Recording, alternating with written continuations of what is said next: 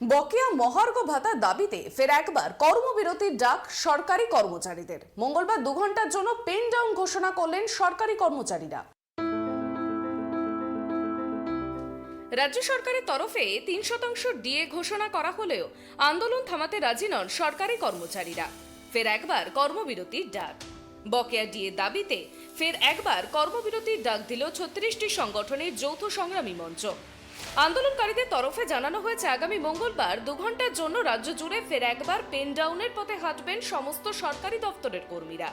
কেন্দ্রীয় হারে ডিএ দাবিতে দিন দিন আন্দোলন তীব্র থেকে তীব্রতর করছেন রাজ্য সরকারি কর্মীরা। বাজেট অধিবেশনের দিন রাজ্য সরকারি কর্মীদের জন্য 3% বর্ধিত ডিএর কথা ঘোষণা করেছিলেন বাংলার স্বাধীন দায়িত্বপ্রাপ্ত অর্থমন্ত্রী চন্দ্রিমা ভট্টাচার্য। শুক্রবারই এই ঘোষণা নিয়ে বিজ্ঞপ্তি জারি করেছে নবান্ন।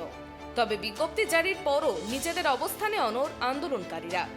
সরকারি বিজ্ঞপ্তি অনুযায়ী 1 মার্চ থেকে রাজ্যের সরকারি কর্মীরা অতীতের ঘোষিত 3% এবং নতুন 3% মোট 6% বর্ধিত ডিএ পেতে চলেছেন। শুধু কর্মকর্তারাই নয়, অবসরপ্রাপ্তরাও পেনশনের সঙ্গে একই হারে বর্ধিত ডিএ পেতে চলেছেন। এই নিয়ে বিভ্রান্তি তৈরি হয়েছে বলেই জানাচ্ছেন আন্দোলনকারীরা। তাদের বক্তব্য, বিজ্ঞপ্তি নিয়ে বিভ্রান্তি তৈরির প্রতিবাদ জানিয়ে আমরা কর্মবিরতির ডাক দিচ্ছি। ব্লক লেভেল, ডিস্ট্রিক্ট লেভেল, এসডিওতে 2 থেকে 4 মার্চ পর্যন্ত বিক্ষোভ দেখাবেন কর্মচারীরা। 5 মার্চ শহীদ মিনারের ময়দানে জমায়েত করবেন তারা। এদিকে 2021 সালের জানুয়ারি মাসে রাজ্য সরকারি কর্মীদের জন্য 3% ডিএ বৃদ্ধির কথা ঘোষণা করেছিল রাজ্য সরকার। অতীতে সেই 3% এবং বাজেটের দিন ঘোষণা করা 3%, মোট 6% বর্ধিত ডিএ মার্চ মাস থেকে পেতে চলেছেন রাজ্য সরকারি কর্মীরা।